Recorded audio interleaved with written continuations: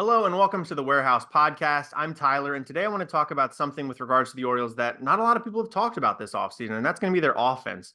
I think going back to the end of 2023 and the way that ended their season with the sweep at the hands of the Texas Rangers, a lot of the focus of fans' ire, as much ire as there could be after such an amazing regular season, was directed at the pitching staff. The Orioles pitching staff was good last year. It was good from top to bottom. I think you can't really have too many crazy complaints about it.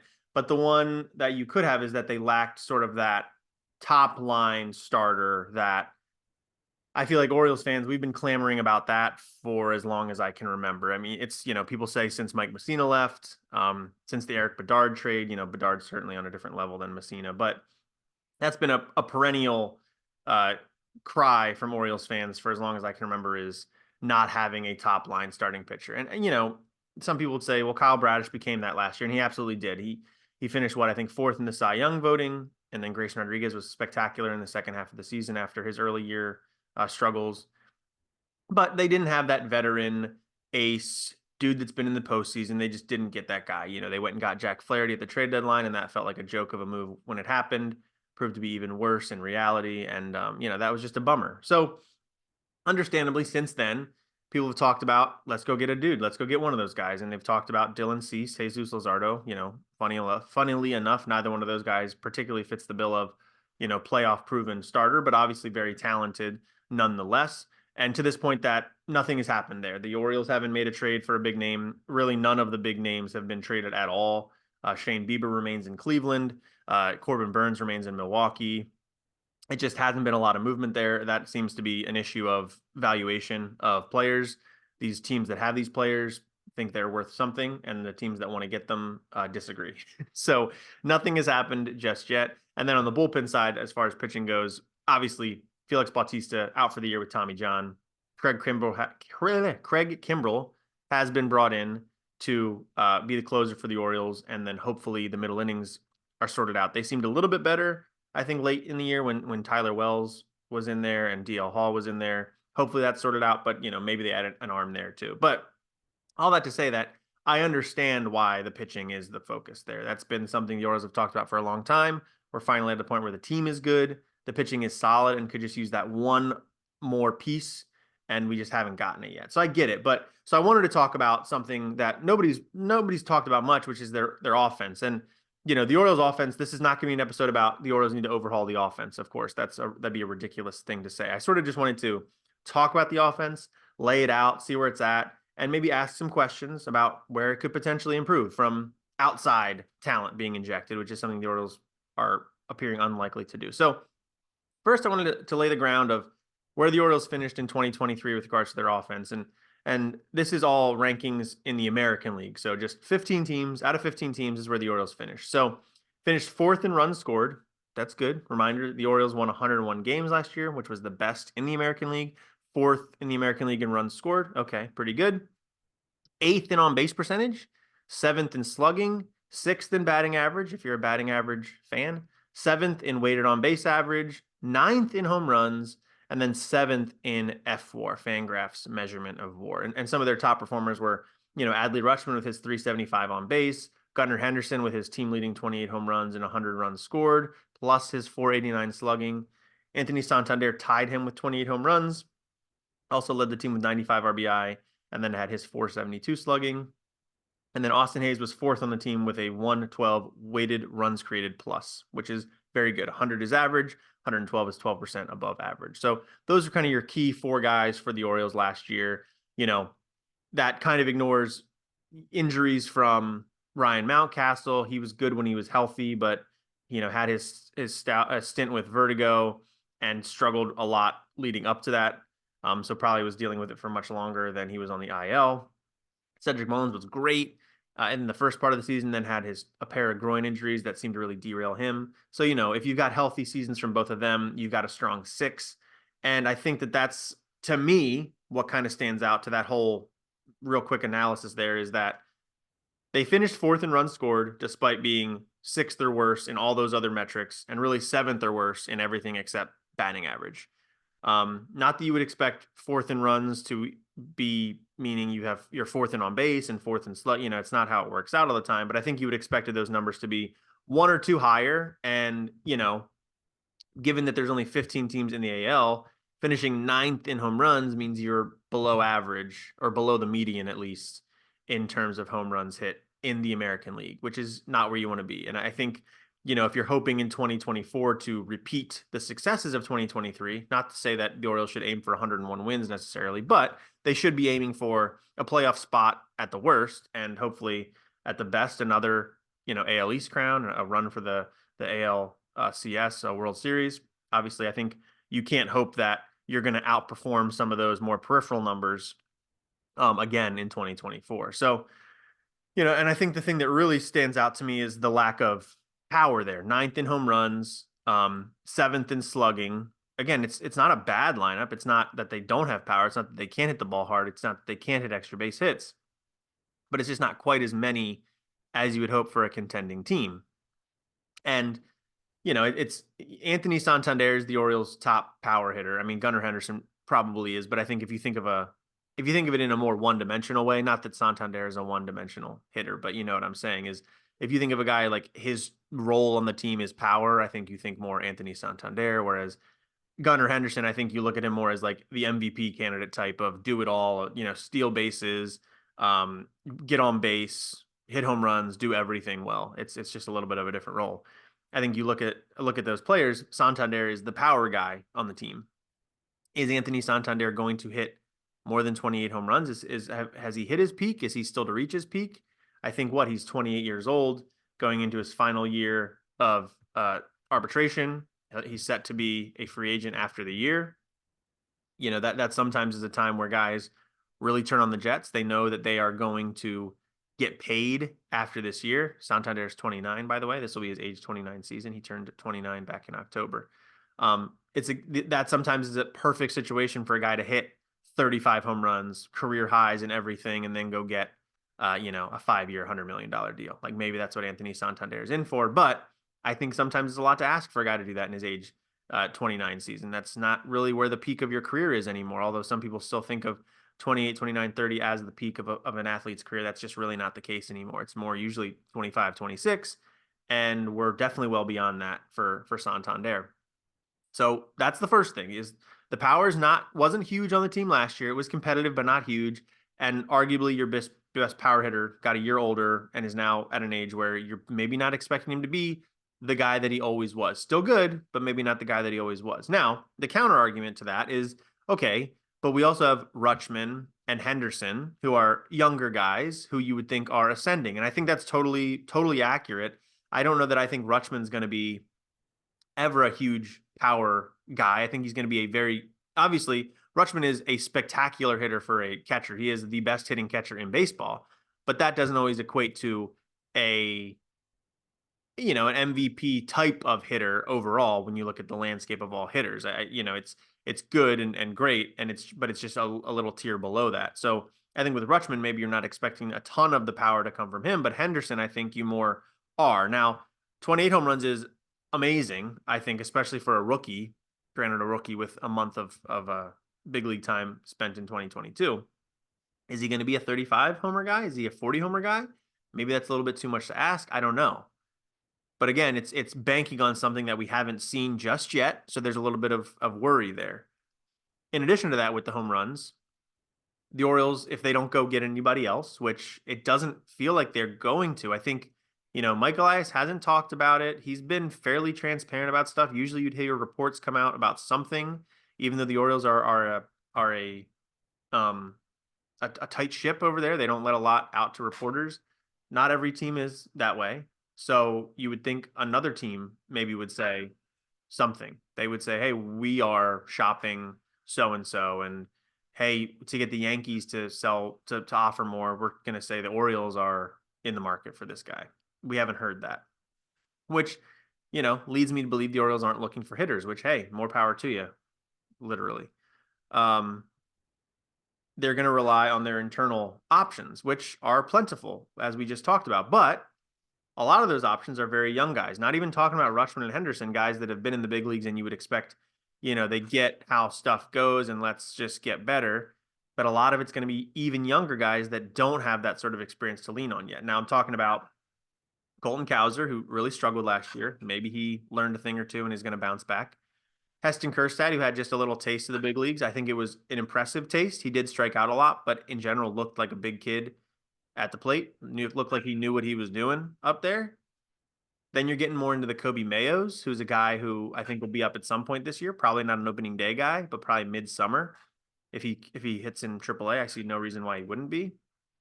Jackson Holiday, who, former number 1 overall pick, number 1 prospect in baseball. You expect him to hit the ground running, understandably, if there's some struggles, that happens to everybody. But in general, you think he's going to figure stuff out right away. But again, it's not guaranteed.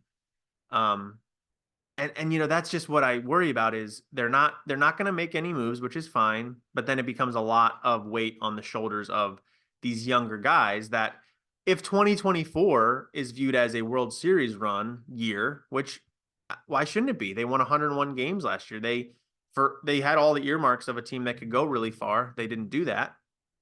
But who's to say they can't do it this year? But if 2024 is viewed as the year, that's putting a lot of weight on a lot of young guys. And that's just not usually what a World Series team has, is 4 rookies that are bearing a good amount of the load going into the Fall Classic. That's just not what it is. Now, that's all to say that just because I want 2024 to be a World Series year does not mean that Mike Elias views that as like the end all be all. I'm sure Mike Elias would like to go to a World Series this year. Like, I'm not going to put that on him that he's like the Mariners GM saying he wants to win some like 85 games a year on average. Like, I don't think that's that. Well, Mike Elias might think that. I don't think Mike Elias is going to say that. I'm sure he thinks, hey, I won 101 games. This team could do it. Why not? But I also think we could do it in 2025. I think we do it in 2026, 2027. Like, I think that's more what Mike Elias is saying is like, I want to give us as many options. I want to buy 5 lottery tickets rather than, I want to buy the 5 $10 scratchers rather than one $50 scratcher type of thing. Is that a white trash reference to make or not? I don't know. But that's kind of the idea there is I think we could win the World Series in all these years. So I'm not going to just overinvest in one of the years.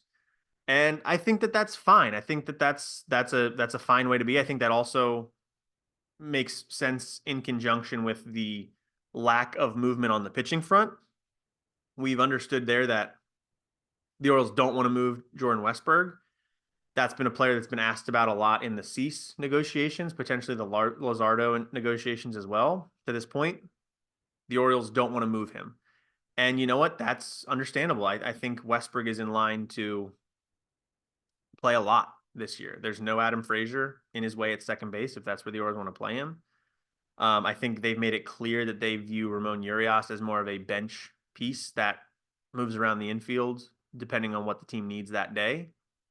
I think Jorge Mateo is the same, where I think Mateo is going to play against lefties a good amount. And I think he's going to pinch run a lot. I think he's going to be defensive replacement a lot. But I don't think they're viewing Jorge Mateo as an everyday piece, which is fine. And I think that's accurate as well. I wouldn't view him that way either. So Jordan Westberg's going to get a lot of time. And he was a rookie this past year. So you hopefully think he's come into this season with some experience that he can take advantage of, start to hit a little bit better. I think his numbers were solid last year, but it was never sort of he never really jumped off the screen. He didn't do the things that Henderson did. He didn't do the things that Rutschman did, which I think is fine. Not every one of these guys is going to be that way. But did he do enough to be the type of guy that you tell other teams is essentially untouchable? Not that they've used those words, but I don't know. Is he that kind of a guy? We'll find out. So I think that's kind of like the long and the short of it is the Orioles are good right now as they stand. I think there is clearly room for them to be better offensively in 2024. But in order to do that, they would probably need to part with some of these young guys to go and get a bat of some significance because they're not going to sign a Cody Bellinger. And I understand why. First, the money investment of being something that, to me, it just doesn't seem the Orioles are in the market to do at all, especially if ownership is in flux.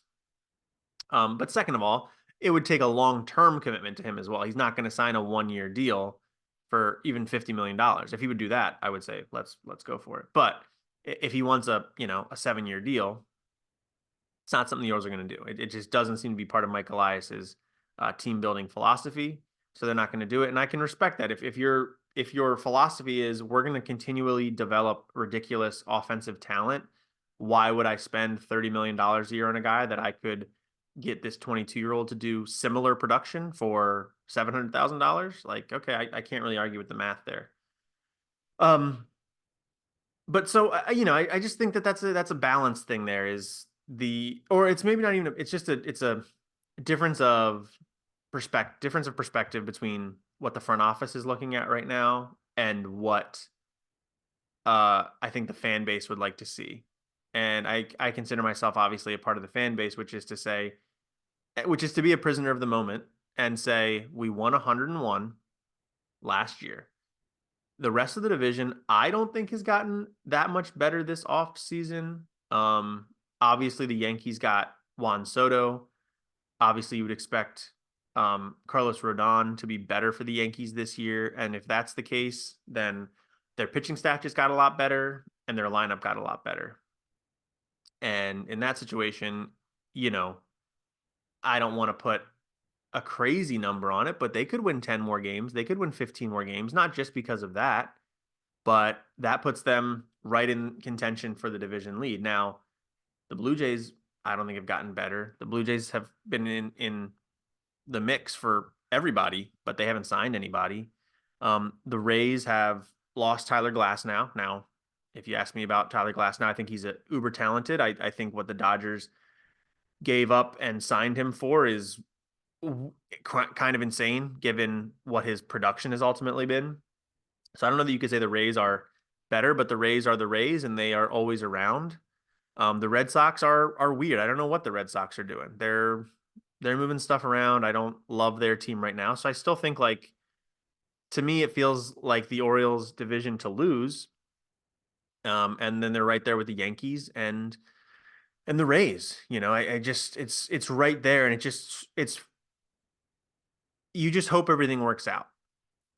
It's not to say that these young guys can't all work out, but it's just a lot to put on their plate. Now, what I will say is I think Elias enters these seasons sort of with the view that I just want to get through April and May, and then I'll find out what I have. I don't think he views the season too much longer than that because of what I just said about all these young players. I think he says, okay, let's go into April we know our rotation is Bradish, Rodriguez, Means, Kramer, and then throw a random guy out there, get a fan out of the stands. They can pitch fifth. We'll let them throw for 2 months, provided there's no injuries. Meanwhile, the rest of the league will play out as last year we saw the Cardinals, I think, thought 2023 was going to be a year they could win NL Central again. Didn't happen. They made everybody available, including Jordan Montgomery. Montgomery goes to the Rangers, becomes a crucial part of a team that bounces back from the grave and wins the World Series. And then on the offense, and there could be somebody like that available by the time July rolls around that we are unaware of right now. It's not, the Orioles don't have to get Dylan Cease or Jesus Luzardo. There will be other options out there. On the offensive side, I think it's not necessarily looking at outside options, but it's saying, okay, we'll go in April. I know I've got Adley Rutschman, Gunnar Henderson, Anthony Santander, Austin Hayes, Cedric Mullins. I think Jordan Westberg is going to play a bunch more. And based on our internal data, he's going to be this level of competent. Maybe Jackson Holiday makes the team out of opening day. I kind of think he won't. I think they would rather him go to AAA for a little bit because, again, what I'm saying here, which is the Orioles don't need to win the division in April and May. I think you can lose it in April and May. As we saw with the Rays last year, you're not going to win it in April and May where you go 15-0, 15-1 to start the season, whatever it was. So you say, okay, we're pretty good. Now what do we need? Okay, we need more power in right field. What's Kobe Mayo doing or we need more power in left field because I assume Santander, Kerstead are going to play some right field. Say we need more power in left field. Austin Hayes has missed some time, or he's just not living up to what he did in 2023. All right, what's Kobe Mayo doing down in AAA? Oh, he's slugging 900, and he's hitting a home run every 3 days. Like, ooh, maybe Kobe Mayo is ready for the jump. Okay, let's bring Kobe Mayo up. Let's give him some time in left field. All right, he's struggling right away. He's struggling, just like we kind of thought he would. He's a player that he was kind of viewed as raw coming out. He's refined himself a little bit, but obviously coming up to the big leagues is not the same as playing in Harbor Park in Norfolk. So he's struggling, but that's okay because Gunnar Henderson is crushing it down at third base. He's having a hot month in June. Adley's still hitting like the best catcher in baseball. Jordan Westberg has really come on, has been hitting better than an average second baseman. So we can deal with a lack of production in left field right now while Mayo gets his feet wet because we've got above average hitting at catcher. We've got above average hitting at second base, and Gunnar is playing like an MVP candidate. So we can deal with Mayo being below average for June. And then July comes, Mayo's figured himself out. All right, what else do we need? All these guys. Okay, Westberg's maybe returned to normal. He's hitting, he's got a 98 WRC plus, which is probably right about an average for a second baseman in the big leagues. All right, what else do we need? All right, Jackson Holiday. He's just like destroying AAA pitching right now. Like we kind of need to get him up right now. Okay, Ramon Urias. He's not doing a whole lot right now. Is Mateo even viable against left-handed pitching right now? Like, do we need to start him every day? All right, let's make the call. Let's go get Holiday in July. He'll plug into shortstop. Henderson's the everyday third baseman. Westberg's the second baseman. And now Holiday has all of July to get his feet wet. And then at the end of July, hey, the trade deadline. So if we need something at the end of July, I can go get it. Now that I know my infield is set, I'm confident in Westberg at second. I'm confident in Holiday at short. Joey Ortiz is now expendable. Now, have you waited too long on Joey Ortiz? Has he maybe gotten discouraged and he's having a bad season at AAA? Maybe. But I think in that scenario, they're saying, okay, our infield is like set. Yeah, we'd love to have Joey maybe come up as our utility guy next year because we're probably not going to have Mateo or Urias, but we could go get a utility guy for $1 million probably that's going to provide similar value to Joey, given the limited role that would be. And we can trade Joey for a number. We can package him with somebody else to get that number 3 starter we want. And now that Shane Bieber's only got 3 months left, the Guardians aren't asking for as much. So let's just go get him. Let's plug him in. Now is current day Bieber, as good as Bieber from 3 years ago? No, but he can do a job. He's pitched in the playoffs, and we just gave up a guy that wasn't going to have a big role for us, plus Kyle Stowers, another guy maybe not going to have a big role for us, that they can go play for Cleveland every day. And now we've got our answer for the postseason, and maybe we can talk to Bieber about an extension. I think that's kind of how Elias is viewing stuff. Is we don't need to be prepared for September or October right now. We need to be prepared for April and May, and we'll figure out the rest of it. Now, what I just laid out is kind of like a perfect situation, though, where you're not having injuries. You are getting these young guys to bounce back from early struggles or not have struggles at all, which is certainly not a guarantee, as we saw with Cowser last year. That's amazing if that works out. And you hope the Orioles have internal data to suggest like this guy's going to be okay. He can handle these elements of big league pitching that he maybe is not seeing in AAA as much. He can handle those. That's in a perfect situation. And again, it's not necessarily setting up the Orioles to be the best they possibly can be in 2024, but it is setting up the Orioles to be long-term viable and competitive. And I think that's something as a fan we have to wrap our head around compared to how Mike Elias views stuff. Is Mike Elias, I don't think, is looking at things in 1 year increments. He's looking at it in terms of a team building and an organizational philosophy that as a fan is frustrating because it never feels like you are putting all the chips in for any individual year, and it's because you're not. But it does create a year after year competitive situation, which is exactly what John Angelos has said he's wanted. He's wanted to emulate the Rays. He's wanted to emulate the Guardians, although the Guardians haven't been quite as good just recently. But in general, it's these teams that He says they're smaller market that can be competitive without ever really going all in. Now, that I don't find that to be the optimal way. I think I would rather have a World Series and then 5 losing seasons right after that. And maybe that's just because as an Orioles fan, I've endured way more than 5 losing seasons and I haven't even gotten the World Series. So give me the World Series at least. But obviously, from the the Ivy League brain that the Ivy League brains that run a lot of these teams is it's not all about reaching the mountaintop. It's kind of just about like circling the summit a little bit. And then one of us gets to go up and see the mountaintop and then comes down and tells us how amazing it is. But is it that much more amazing than just right here at the summit, which is, 100 feet lower? Probably not, right? From their perspective in terms of finances and job security and all that stuff, like, is it that much better? I don't know. It's just not, it's a different business than like football, where I think in the NFL, the ultimate goal is to get that Super Bowl. And I think every team, not every team, most teams are trying to get to a Super Bowl, win a Super Bowl. I don't know that every team is like actively trying to get a World Series every year. They're just trying to be competitive every year because that gets you fans in the door, that gets merch sold, that gets TV rights higher because people are watching. That's sort of what it's all about. Now, this has gone off on a whole different tangent than the Orioles lineup, but I do think it's related, and it explains why the Orioles are okay to stay internal and not make these trades of Austin Hayes, which we've talked about in the past. They've never pulled the trigger on an Anthony Santander trade. It's a lot of like, don't, there's some phrase out there about don't let the good be or don't let perfect be the enemy of great or something like that.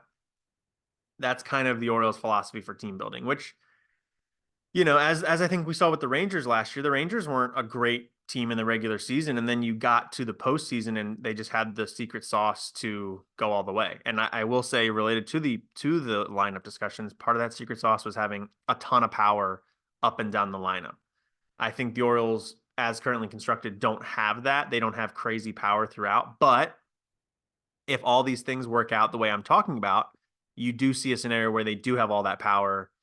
I don't know if they have it in 2024 because I don't think you view a rookie as a source of power right away. I think that's a trait that tends to happen a year or two into your career. So I think it more sets up the 2025 or 2026 Orioles to be a power focused team. But that said, it does set up the 2024 Orioles to be very good and very competent. And you never know. You never know. And I do believe that if there was if Pete Alonso, which is, I think, is a fine example, if Pete Alonso was available at the 2023 trade deadline and the Orioles thought they could get good value for him, you probably are going to package up a Ryan Mountcastle because it's sort of a surplus to needs at that point. Package up a Ryan Mountcastle who's got years of control, plus a prospect or two that you maybe like but don't love. And now you've got Pete Alonso on an expiring contract to power you to the playoffs and give you a little bit more than what Ryan Mountcastle gave you.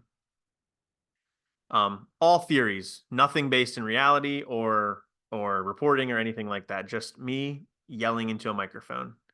But I think that got out kind of all I was saying about the Orioles offense, which is it's good. I get why they haven't necessarily addressed it this offseason, or not even addressed it, added to it this offseason. They're not going to add to it in any significant way this offseason. I think all the solutions are going to come internally.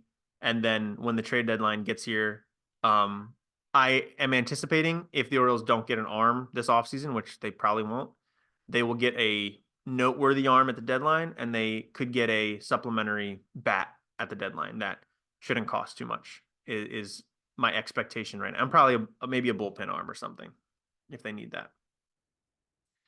But yeah, I think that's all I wanted to cover. It's, it's kind of a weird topic that, it's not a weakness. The Orioles have a good lineup. I think it could be better, but I don't think that the ways that you go about getting it better immediately is a route that Mike Elias wants to take, or even that he necessarily needs to take. I think a lot of the solutions can come internally. It's just going to be a slower burn, and I think it just does not set the 2024 Orioles up to be the best they possibly can be. But I think it is a sign that Mike Elias is sticking to his guns here. Like, this is my plan. And you know what? I got us to be competitive probably a year early in 2022. I got us to 100 wins in a division title in 2024. Nobody thought I was going to do that. So who's to say I can't stick to this, maybe get a few breaks, maybe get better value on some deals than people are expecting right now, and we can win a World Series. But I'm not going to sell out everything I believe in to make that happen. And he gets the benefit of the doubt for right now. He gets the benefit of the doubt. I think the only thing I'm still waiting to learn from Elias is if he is ever willing to part with his prospects of note.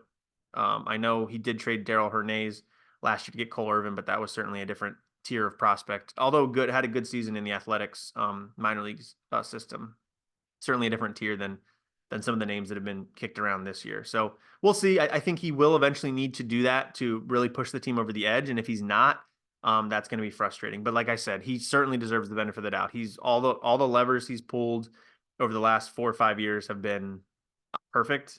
I mean, I didn't love how awful the team was for 2 years there, but in retrospect, you get it, and right now it's worked out. You just hope we can climb that mountaintop at some point. But yeah, I think that covers it all. So before I get out of here, just want to reiterate to support the show. We really appreciate you all listening and watching. We are available on YouTube. If you could head over there and give us a subscribe, it's free. We'd love to get to 100 subscribers before opening day. I think we're maybe in the 60s or 70s. It's somewhere right now. So we'd love to get to 100 in the next, month and a half or 2 months. We're a little over 2 months away from opening day. So we'd love to get there. Obviously, subscribe to the podcast in audio form wherever you get your podcasts. We're on Spotify, Apple, Google, TuneIn, wherever you get your podcasts. We are likely there.